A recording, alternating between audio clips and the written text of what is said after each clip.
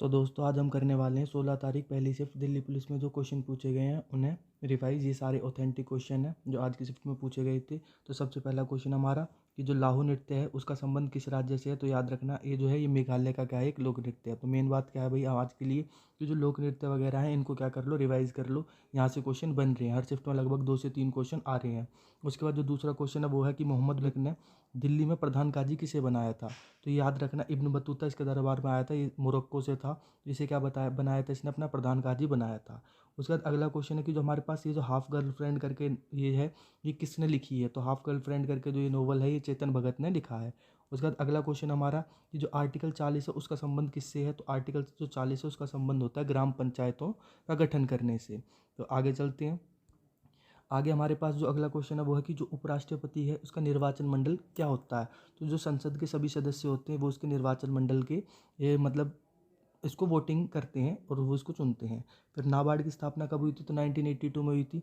इसी के बेसिस पे पूछा जा सकता है कि जो आरआरबी हैं वो कब बने थे। तो 1975 याद रख लेना कि जो रीजनल रूरल बैंक है आरआरबी वो 1975 में बने थे। अगले क्वेश्चन पर अगर हम चले तो अगले क्वेश्चन में हमें क्या कह रखा है, अगले क्वेश्चन में हमसे कह रखा है कि जो संविधानिक निकाय नहीं है, मतलब हमारे पास कुछ ऑप्शन आए हुए थे तो इसमें से पूछा कि कौन सा संविधानिक निकाय नहीं है। तो जो हमारे पास नीति आयोग है ये संविधानिक निकाय नहीं है।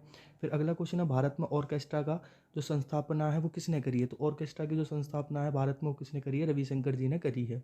फिर अगला क्वेश्चन हमारे पास आया था कि जो सर्वाधिक एसटी परसेंटेज है वो किस राज्य में है। तो मिजोरम में है।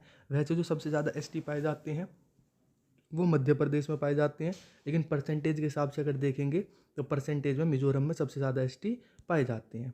अगले क्वेश्चन की बात करते हैं तो अगले क्वेश्चन में कह रखा है कि स्वतंत्रता के समय कांग्रेस के अध्यक्ष कौन थे। तो जेबी कृपलानी साहब क्या थे हमारे पास, इसके अध्यक्ष थे। उसके बाद जो अहमदाबाद है उसमें एक दर्पण अकेडमी है, उसकी स्थापना किसने करी थी। तो इसका जो आंसर है वो है मल्लिका साराभाई ने इसकी स्थापना करी थी। तो ये कुछ इस टाइप के क्वेश्चन होते हैं जो कि स्किप भी करे जा सकते हैं। उसके बाद आ जाओ हुमायूं का मकबरा कहाँ है, ये दिल्ली में है।